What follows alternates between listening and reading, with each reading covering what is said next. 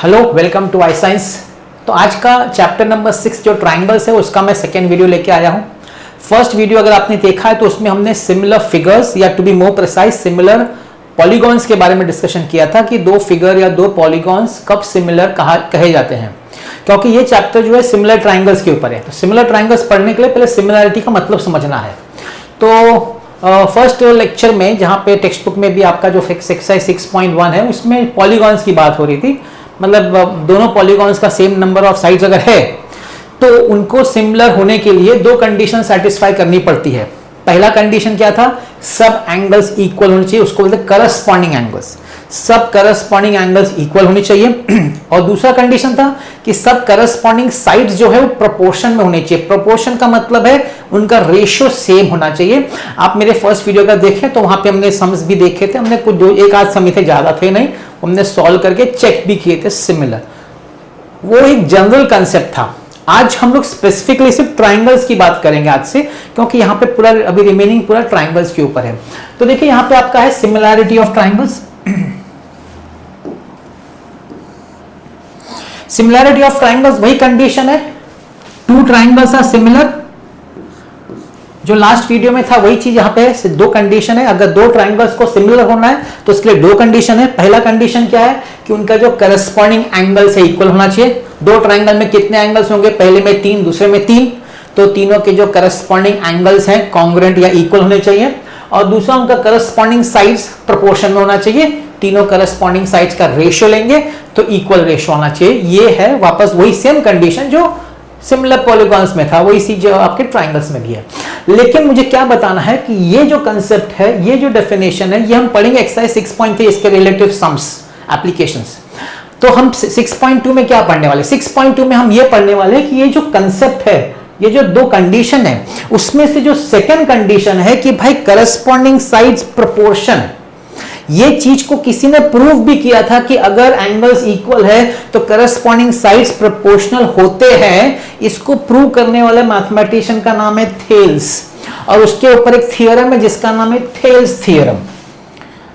उसको जनरली आज हम लोग जनरली पॉपुलर उसका नाम है बेसिक प्रोपोर्शनैलिटी थ्योरम, या शॉर्ट में कोई लोग बोलते हैं बीपीटी। तो इस थ्योरम का प्रूफ हमको करना है। तो हम इस सेकेंड एक्सरसाइज में बेसिक प्रोपोर्शनैलिटी थ्योरम देखेंगे और उससे रिलेटेड सम्स देखेंगे, ठीक है ना। और ये जो कंडीशन है सिमिलर ट्राइंगल्स का, इसका यूज एप्लीकेशन हम थर्ड एक्सरसाइज में देखेंगे। तो इस एक्सरसाइज में हम बात कर रहे हैं बेसिक प्रोपोर्शनैलिटी थ्योरम, सबसे इंपॉर्टेंट थ्योरम है। चलिए देखते हैं, मैंने ऑलरेडी स्टेटमेंट आपके लिखा हुआ है और यहां पे ये एक्सरसाइज 6.1 जिसका नाम है बेसिक प्रोपोर्शनल थ्योरम। चलिए देखते हैं स्टेटमेंट क्या बोलता है। It says if a line is drawn parallel to one side of a triangle. मैं क्या करता हूं, डायग्राम बना ही देता हूं जिससे कि समझने में आसान हो जाए, ठीक है।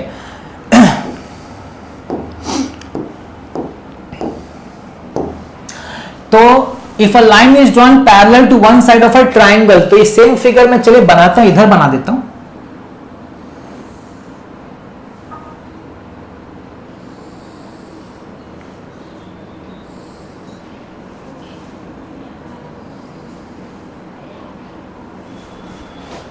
तो ये आपका है ट्राइंगल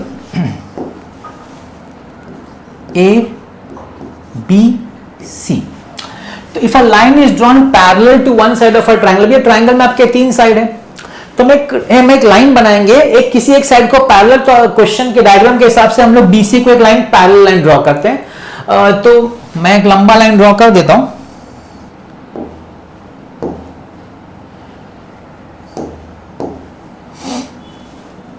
इसको बीसी को पैरेलल ड्रॉ करेंगे,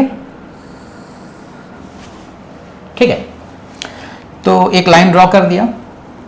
अब टेक्स्ट बुक वालों ने पूरा लाइन नहीं किया, चलो ठीक है, that's not a problem.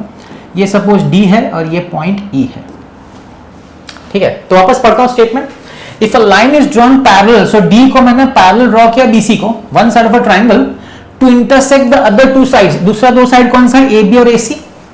A B और ए सी को वो इंटरसेक्ट करता है दो डिस्टिंक्ट पॉइंट्स में। यहां पे हमने नाम उसको दिया point D and point E. तो प्रूव क्या करना है, then I have to prove the other two sides, ये जो अदर टू साइड मतलब ए बी और A C, they are divided in the same ratio. अब देखिए लाइन डी में ए बी को डिवाइड किया, ए बी को कौन से दो पार्ट में डिवाइड किया, ए डी और डी बी को, और ई ने कौन से दो पार्ट में डिवाइड किया, ए और ई सी में पार्ट में डिवाइड किया। बोला प्रूव करो they are divided in the same ratio. Same ratio मतलब हमको ये प्रूव करना है A D upon D B is equal to A E upon E C. I hope you got the point. ये है basic proportionality theorem. Basic proportionality theorem ये बोलता है कि अगर आपके पास कोई ट्राइंगल है, उस ट्राइंगल में अगर आप एक लाइन ड्रॉ करते हैं किसी भी साइड को पैरेलल, तो वो जो लाइन दूसरे दो साइड को जो कट करेगा, उसका जो साइड्स का जो पार्ट्स होगा, उसका जब आप रेशियो लेंगे तो रेशियो इक्वल होगा। This is what is basic proportionality theorem. अभी प्रूव करना है तो हम लोग थोड़ा गिवन और वो सब लिख देता हूं मैं। तो आपके सामने मैं गिवन में लिखूंगा इन ट्राइंगल एबीसी,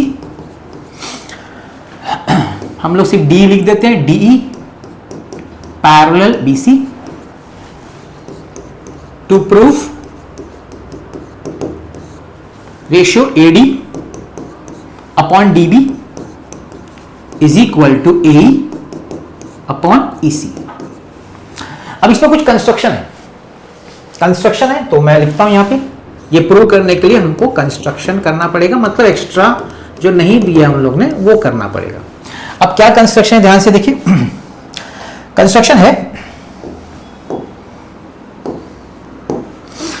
कंस्ट्रक्शन ये है कि मैं बी और ई को ज्वाइन कर रहा हूं।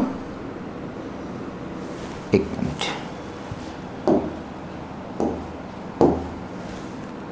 मैं बी को ई से ज्वाइन करता हूं, डी को सी से ज्वाइन कर रहा हूं। ये दो कंस्ट्रक्शन है। और दो कंस्ट्रक्शन है, डी से आपको एसी को परपेंडिकुलर ड्रॉ करना है, और ई से आपको ए बी पे एक परपेंडिकुलर ड्रॉ करना है। तो ये आपका 90 डिग्री है और इधर ये भी 90 डिग्री है।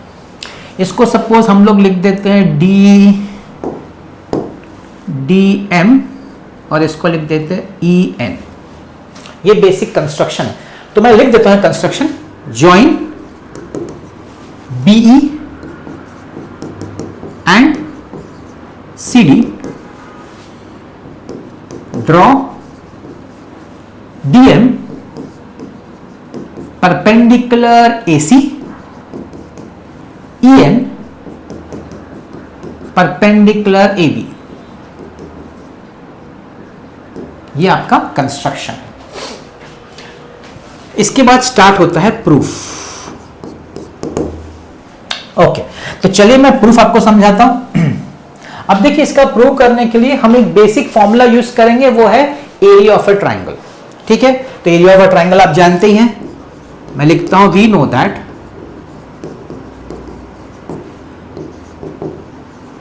एरिया ऑफ अ ट्राइंगल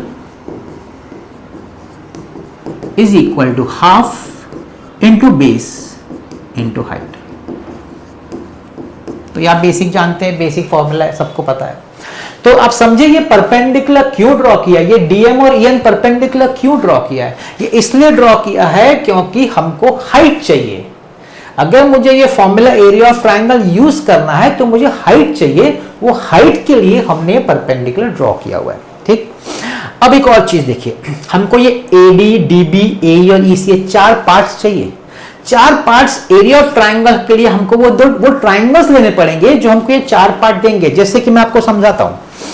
हम बात करते हैं area of triangle ADE, ADE ध्यान से देखिए। एडी अगर मेरा बेस है तो ईएन जो है मेरा हाइट हो जाएगा उस ट्राइंगल का। ट्राइंगल एडीई का अगर एडी बेस है तो ईएन जो होगा हाइट होगा। तो हम लिख सकते हैं half into AD into EN. अब इसमें क्या हो गया, इसमें एडी आ गया। आगे देखिए, कोई बोलेगा क्या हम लोग ए को बेस ले सकते हैं? यस, हम लोग ए को ही बेस ले सकते हैं। अगर मैं ए को बेस ले रहा हूं तो डीएम जो हो जाएगा वो मेरा हाइट हो जाएगा। तो वो हो जाएगा हाफ इंटू बेस ए ले लिया इंटू हाइट ले लिया डीएम। देखिए, दो काम हो गया, मुझे एडी मिल गया और मुझे ए मिल गया। AD और AE, दो पार्ट्स मिल गया, दो और पार्ट्स चाहिए, तो कौन से दो ट्राइंगल्स लें जिससे हमको DB मिले और हमको EC मिले, ठीक है ना, वो नेक्स्ट अपना टारगेट है। तो देखिए एरिया ऑफ ट्राइंगल, ध्यान दीजिए BD को ध्यान दीजिए, BDE। अच्छा, ये करने से पहले मैं आपको कुछ इंफॉर्मेशन ट्राइंगल के बारे में बता दूं, आप जानते होंगे फिर भी। मतलब सपोज एक ट्राइंगल है, सपोज लेट्स से एक ट्राइंगल है, आइसोसेलेस ट्राइंगल है, ठीक है, लेस देन 90। तो इस ट्राइंगल का जब हम area half into base into height करते हैं ना, तो हाइट ट्राइंगल के अंदर होता है। कब? जब आइसोसेलेस ट्राइंगल है। अगर वही ऑब्ट्यूज एंगल ट्राइंगल हो गया ना मोर देन 90, तो उसका हाइट अंदर नहीं होगा, उसका हाइट बाहर होगा। अगर ये बेस हो गया, सपोज ये बेस है ऑब्ट्यूज वाला, तो हाइट बाहर होगा। ये तो आप समझते हैं, क्योंकि कंसेप्ट मैं अभी यूज करने वाला हूं, इसलिए मैं आपको पहले से बता देता हूं। एक और कंसेप्ट है जो मैं आपको बताना चाहूंगा। सपोज दो लाइंस पैरेलल है, ठीक है, अब इसके अंदर दो ट्राइंगल सपोज लाई करते हैं। एक ट्राइंगल है लेट्स से PQR और एक ट्राइंगल है QRS। दो ट्राइंगल है, ध्यान से देखिए, PQR और QRS। क्या दोनों का सेम बेस है QR? यस, दोनों का सेम बेस है QR। What about height? भाई दोनों ट्राइंगल दो पैरेललाइंस के बीच में लाई करते हैं। अब पैरेललाइंस का कंसेप्ट क्या है कि पैरेललाइंस में कहीं भी जाए तो जो हाइट होगा ना, परपेंडिकुलर डिस्टेंस दोनों पैरेललाइंस में, वो सब जगह सेम रहेगा। इसका मतलब है दोनों ट्राइंगल का हाइट सेम है। इसका मतलब है ये दोनों ट्राइंगल का बेस भी सेम है, हाइट भी सेम है। अगर दो ट्राइंगल का बेस और हाइट दोनों सेम है, मतलब दोनों का एरिया सेम है। ये कंसेप्ट भी इस थ्योरम में यूज होने वाला है, इसलिए मैंने आपको बता दिया, ठीक है। फिर वो जब डिस्कशन होगा तो समझाऊंगा मैं, ठीक है। चलिए आ जाते हैं BDE पे। BDE हाफ इंटू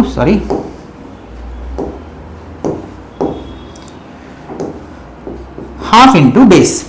BD, ध्यान से देखिए, BD तो मैं BD को ले लेता हूं बेस। अब ये जो BD है, ट्राइंगल BD ऑब्ट्यूज एंगल है, ऑब्ट्यूज एंगल का हाइट इसके बाहर आएगा, इस बेस के बाहर आएगा। बेस के बाहर कौन है हाइट भाई? EN into EN। देखिए आ गया ना, BD आ गया, आपका AD आ गया, आपका AE आ गया, आपका BD आ गया। BD लिखो कि DB लिखो, दोनों एक ही है। चलिए DB लिख देता हूं, टेक्स्ट बुक में DB है तो DB के हिसाब से हम लोग लिखते हैं इसको, ठीक है। अब हमको बाकी EC लेना है। एरिया ऑफ ट्राइंगल DEC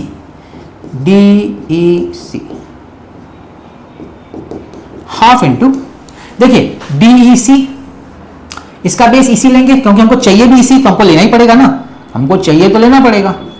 अगर मैंने EC को बेस लिया तो उसको अगेन EC जो है तो DEC के साथ EC जो बनेगा एंगल, वो ऑप्टिक एंगल बनेगा, तो आपको लाइन को बाहर एक्सटेंड करना पड़ेगा, तो हाइट DM है। उस EC बेस को आप जब एक्सटेंड करेंगे तो उसका हाइट DM है, तो इंटू DM। देखिए EC भी आ गया, तो यहां भी आपका EC आ गया, चारों हो गया। अब इन चारों को ऐसा कुछ करो कि मुझे यह आ जाए, तो रेशियो है तो रेशियो लेंगे और क्या करेंगे, विल टेक द रेशियो। चलिए रेशियो, पहला मुझे AD अपॉन DB चाहिए। AD कौन देगा? Area of triangle AD, area of triangle ADE upon DB कौन देगा? Area of triangle BD, area of triangle BDE is equal to, तो half into AD into EN upon half into DB into EN, है कि नहीं। अब इसमें क्या हो जाएगा रेशियो में, दोनों का हाफ हाफ कैंसल, दोनों का EN cancel, therefore area of triangle ADE upon area of triangle BDE is equal to AD upon DB। That is my equation number 1। मुझे पहला रेशियो आ गया, AD अपॉन DB आ गया। अब मुझे क्या चाहिए, AE अपॉन EC।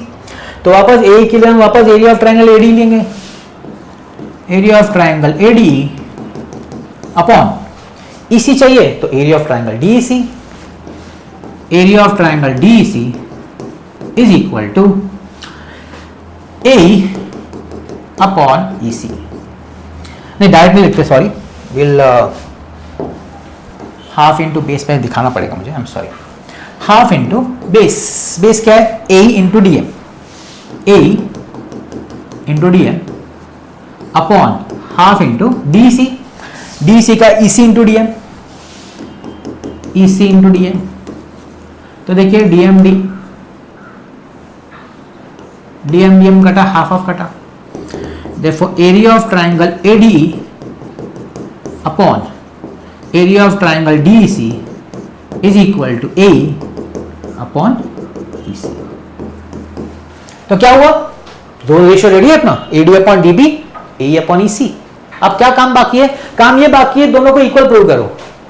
अब दोनों राइट हैंड साइड इक्वल कब होंगे, जब दोनों के लेफ्ट हैंड साइड इक्वल होंगे।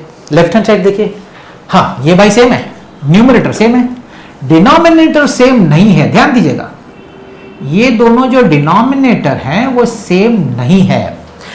अगर मैं इन दोनों डिनोमिनेटर को भी सेम बता दूं तो क्या हो जाएगा, मेरा लेफ्ट हैंड साइड इक्वल हो जाएगा। अगर लेफ्ट हैंड साइड इक्वल हो जाएगा तो फिर राइट हैंड साइड भी इक्वल हो जाएगा ऑटोमेटिकली। क्या मैं डिनोमिनेटर को इक्वल बता सकता हूं, मतलब क्या मैं BDE और DEC को एरिया को सेम बता सकता हूं। आइएगा फिगर पे, BDE ध्यान दीजिए, CDE क्या आपको दिख रहा है दोनों का D कॉमन बेस, BDE और DEC, BDE और DEC दोनों का आपको D कॉमन दिख रहा है, यस ओके। और दोनों ट्राइंगल जो है ना D और BC के बीच में लाई करते हैं, और D और BC तो पैरेलल लाइंस है। मैंने थोड़ी देर पहले बताया पैरेलल लाइंस का मतलब है हर जगह पे परपेंडिकुलर हाइट सेम है, मतलब दोनों ट्राइंगल का बेस D कॉमन है, सेम है, दोनों पैरेलल लाइंस के बीच में मतलब हाइट भी सेम है। अगर बेस और हाइट दोनों सेम है मतलब ट्राइंगल क्या है, दोनों का एरिया इक्वल है, मतलब ये इक्वल एरिया है कि नहीं, वो मैं लिख रहा हूं। Since triangle BDE and triangle DEC have a common base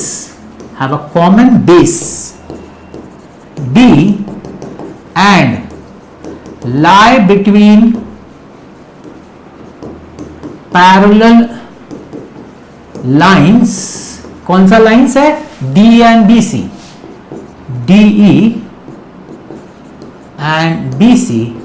Therefore area किसका, एरिया BDE का should be equal to area DEC, area DEC। That's my equation number 3।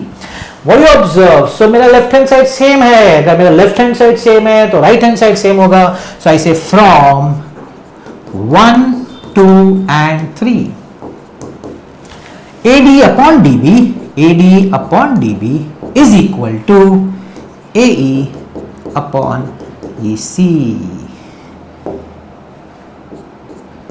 Hence proved, we have proved basic proportionality theorem। इस तरीके से ये proof complete होता है। आई hope you understood.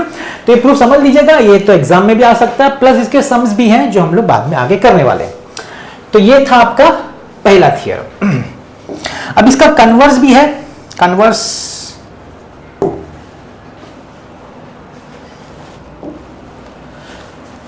आप जानते हैं, कन्वर्स का मतलब क्या होता है, आपने ज्योमेट्री में प्रूफ्स किए हैं तो आप समझते होंगे कन्वर्स का मतलब क्या होता है। कन्वर्स मतलब एग्जैक्टली ऑपोजिट, जो हमने बेसिक प्रोपोर्शनलिटी थ्योरम में किया था उसका एग्जैक्टली ऑपोजिट। तो ये आपका थ्योरम 6.2 आपके टेक्स्ट बुक में जो कि बात करता है कन्वर्स ऑफ बेसिक। अभी बेसिक प्रोपोर्शनलिटी में क्या था कि भाई लाइन एक साइड को पैरेलल था तो उसका जो दोनों साइड्स का जो AD और DB और AE और EC दोनों का रेशियो सेम था।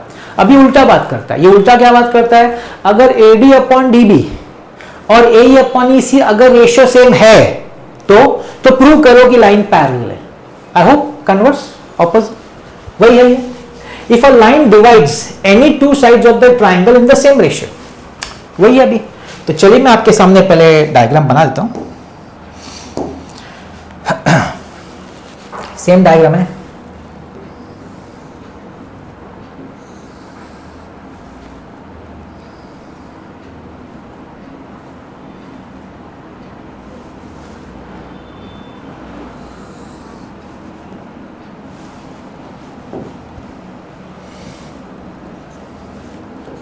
तो ये ट्राइंगल है ए बी सी और ये डी और ई है, ठीक।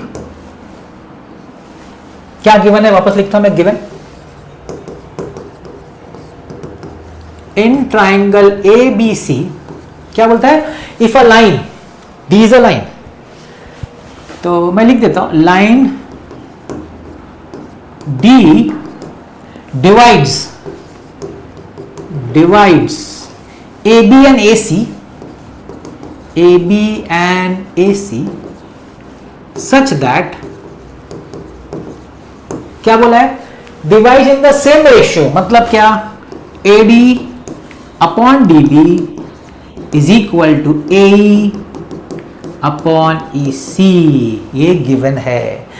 बेसिक प्रोपोर्शनलिटी में ये हमको प्रूव करना था और कन्वर्स में ये गिवन है।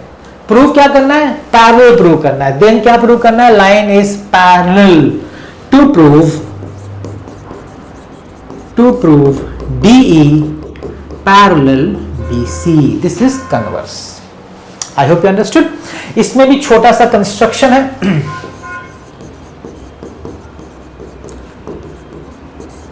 क्या कंस्ट्रक्शन है, अगर मैं उसका कंस्ट्रक्शन नहीं मानता, जाने दो, वो कंस्ट्रक्शन एक्चुअली नहीं है, हम लोग उसको प्रूफ में लेंगे, वो एक्चुअली कंस्ट्रक्शन नहीं है। क्या है प्रूफ, सुन लीजिए। अब देखिए एक तरीका होता है जिसको हम लोग बोलते हैं सपोजिशन मेथड। सपोजिशन मेथड में या अजम्पशन मेथड में क्या होता है, जो प्रूव करना है ना, प्रूफ हम बोलते हैं सपोज वो नहीं है, मतलब क्या, यहां बोला प्रूव करो डी बीसी को पैरेलल है, हम लोग स्टार्ट करेंगे सपोज डी बीसी को पैरेलल नहीं है, ये अजम्पशन मेथड है, ठीक। फिर करते करते हम ऐसे स्टेज पे आएंगे जहां हमको पता चलेगा कि जो मैंने अज्यूम किया था वो रॉन्ग है, ठीक है ना। तो वो अगर रॉन्ग है तो फिर मतलब जो मेरा अजम्पशन अगर रॉन्ग है तो फिर जो उल्टा है वो राइट होना चाहिए, ठीक है। तो देखिए मेथड क्या है, मैं बोलता हूं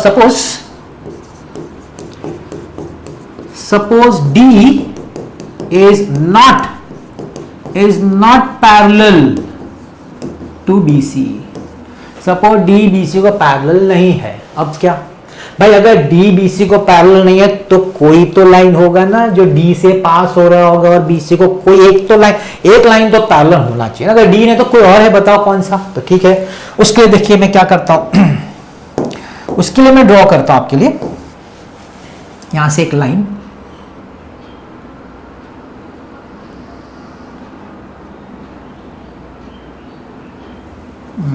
ये थोड़ा सा ज्यादा हो गया,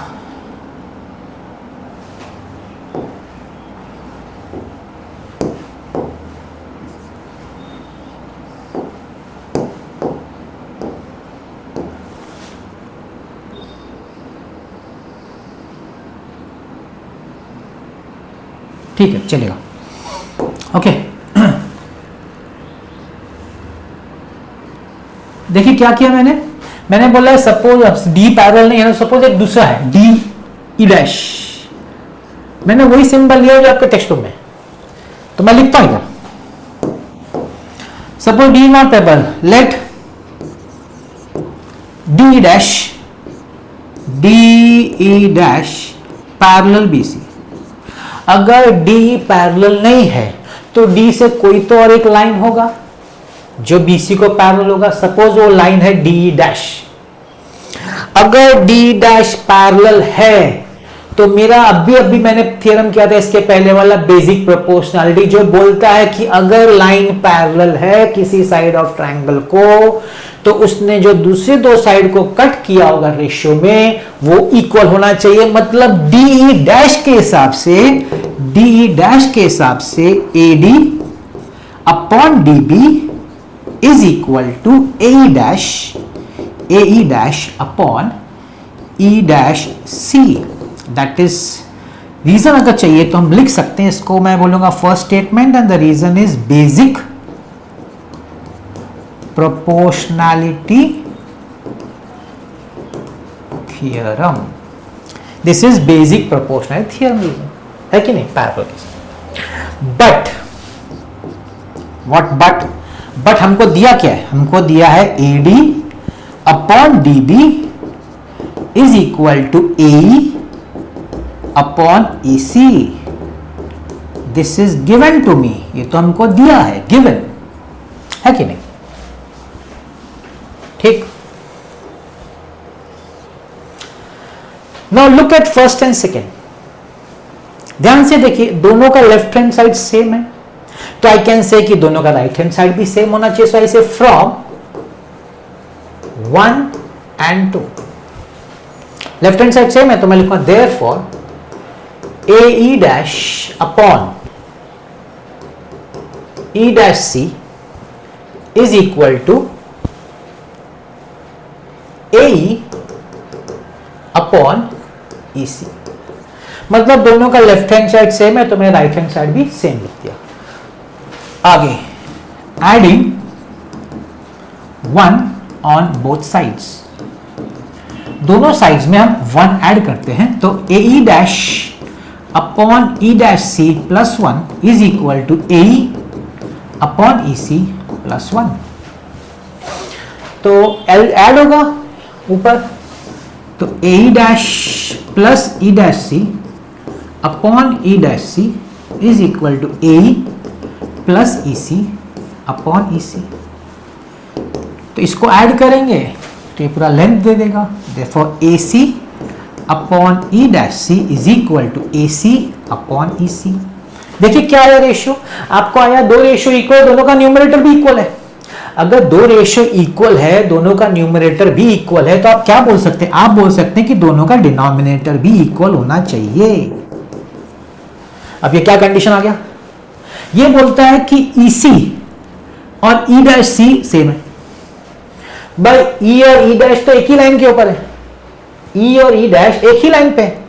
अगर E और E डैश एक ही लाइन AC के ऊपर है और आप बोल रहे हैं कि दोनों का डिस्टेंस सेम है, वो तभी हो सकता है जब E और E dash can not be distinct, they have to be same point. वो अलग अलग पॉइंट होंगे तो लेंथ कैसे सेम होगा? लेंथ तभी सेम होगा जब दोनों अलग नहीं है, एक ही है। मतलब मैं क्या बोलूंगा? That therefore E dash and E coincide, मतलब वो एक के ऊपर एक है, कोइंसाइड, अलग अलग हुए तो लेंथ इक्वल हो ही नहीं सकता। तो ये हमको जो है वो तभी हो सकता है जब दोनों पॉइंट्स क्या करेंगे? कोइंसाइड। तो अगर ये कोइंसाइड कर रहे हैं, तो अगर D डैश पैरेलल है, मतलब D also is parallel, therefore DE parallel BC। तो ये था आपका कन्वर्स। कन्वर्स में क्या है? आपको रेशियो दिया रहेगा, पैरेलल प्रूव करना रहेगा। और बेसिक में क्या था? पैरेलल दिया रहेगा और आपको रेशियो इक्वल प्रूव करना रहेगा। तो ये दो चीज याद रखिएगा, एग्जाम में से स्टेटमेंट आएगा, प्रूव बेसिक प्रोपोर्शनलिटी या प्रूव कन्वर्स ऑफ बेसिक। तो सब कुछ आपको ड्रॉ, गिवन, टू प्रूव, ये सब आपको खुद ही करना है। तो ये दिमाग में रहना चाहिए। ठीक, तो ये हमारा दो थ्योरम हो गया। अब हम आते हैं 6.2 के कुछ एक आध क्वेश्चन भी देख लेंगे।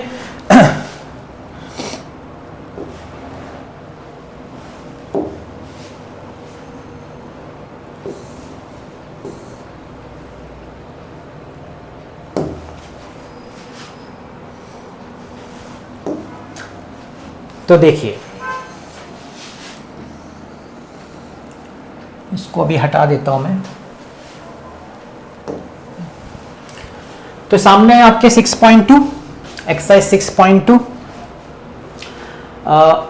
दो डायग्राम दिया हुआ है, आप टेक्स्ट बुक रख सकते हैं अपने सामने, टेक्स्ट बुक का ये अलग नहीं है। अब देखिए क्या दिया पहला, डी पैरेलल, दोनों में सेम कंडीशन है, ये डी पैरेलल टू BC यहां भी और यहां भी है, दोनों में सेम है, डायग्राम सिर्फ अलग अलग है। तो इसमें आपको कुछ दिया हुआ है, आपको AD दिया है 1.5, DB दिया है 3, AE दिया है 1 और EC पूछा है। तो आप क्या बोलेंगे? In triangle ABC DE parallel BC, ये तो दिया है। तो हम लोग क्या बोल सकते हैं? पैरेलल तो AD upon DB is equal to AE upon EC। Reason? Basic proportionality theorem. अब क्या वैल्यू डाल देते हैं? AD का वैल्यू क्या है? 1.5 अपॉन DB का कितना है? 3, AE कितना है? 1 और EC पूछा है। अब 1.5 ये 2 टाइम्स है, ये कैंसिल होकर नीचे 2 देगा, cross multiply EC is equal to 2 centimetre, और ये आपका हो गया, है कि नहीं? सिंपल एप्लीकेशन था, सिंपल। आ जाइए सेकंड पे, सेम है, इसमें मैं लिख देता हूं in triangle ABC D parallel BC। आपको आपका टेक्स्ट बुक सामने होगा तो अच्छा होगा, आपको समझ में आ जाएगा। तो ठीक है, AD upon DB is equal to AE upon EC, and the reason is basic proportionality theorem. ठीक है ना, बस वैल्यू डाल दो। AD नहीं मालूम, वो तो पूछा है। AD अपॉन DB कितना भाई? 7.2। AE कितना है? 1.8, और EC है 5.4। So cross multiply AD is equal to 1.8 into 7.2 upon 5.4। तो 18 इंटू 7.2 अपॉन 54, है ना। तो मैंने ये 18 और 54 का कैंसिल किया, जिससे कि कट जाएगा 18 3 जा। अब ये कट कर सकते हैं, 3 2 जा 6, 3 4 जा 12, हो गया। AD is equal 2.4 centimetre. तो क्वेश्चन नंबर 1 6.2 का is an application of basic proportionality theorem. मतलब आपको पैरेलल दिया है, रेशियो अप्लाई करके वैल्यू निकालना है। नेक्स्ट क्वेश्चन में हम देखेंगे कि वैल्यूज दिया है, हमको पैरेलल प्रूव करना है, मतलब कन्वर्स यूज होगा। ठीक है ना, that B question number 2।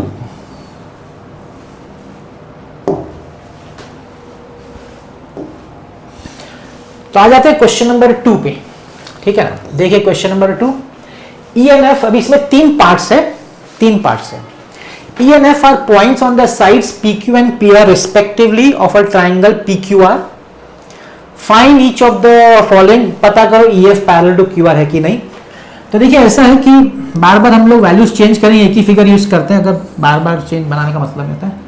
PQR ये आपका है EF EF।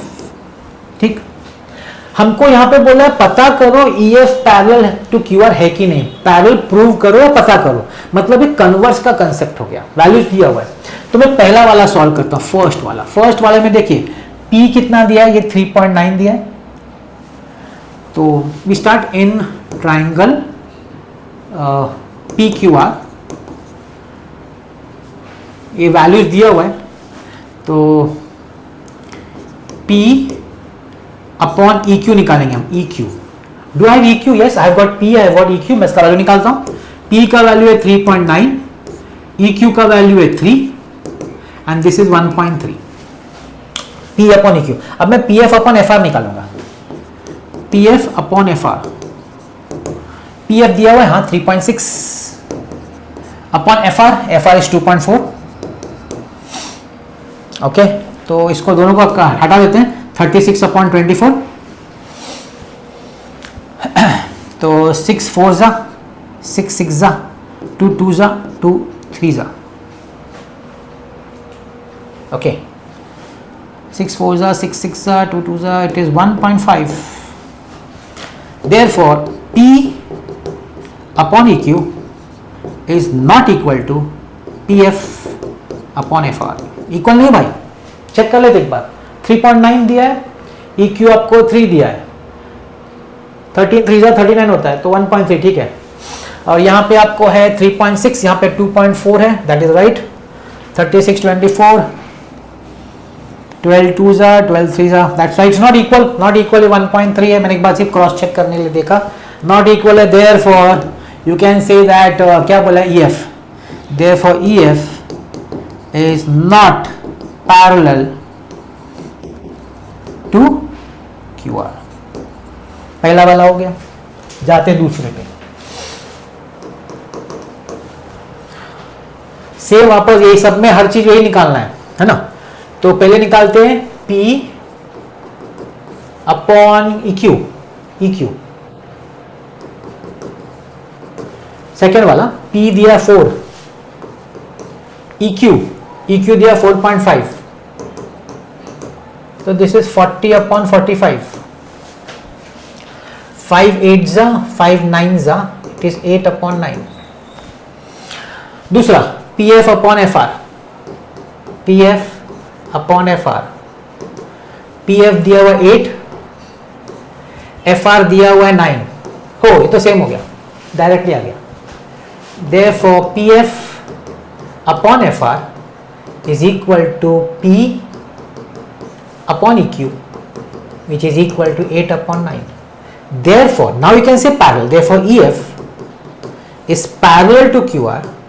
अब आप यहां रीजन लिखेंगे converse of basic proportionality theorem. Short में लिखा है बीपीटी, मतलब वही basic proportionality theorem. Third one, third देखते हैं। अब थर्ड में थोड़ा सा अलग है, देखिए क्या मालूम है, PQ है, PQ, PR लेंथ दिया है, P और PF। हमको PQ नहीं चाहिए, हमको फॉर्मूला अप्लाई करने के लिए EQ चाहिए और FR चाहिए। तो पहले हम EQ और FR निकालेंगे, प्लीज गेट माय पॉइंट। अगर आपको EQ चाहिए, EQ, तो आपको क्या करना पड़ेगा, PQ में से P माइनस करना पड़ेगा, है कि नहीं? तो PQ माइनस P, PQ कितना है 1.28, 1.28 माइनस 0.18 कितना होगा 1.10, ठीक।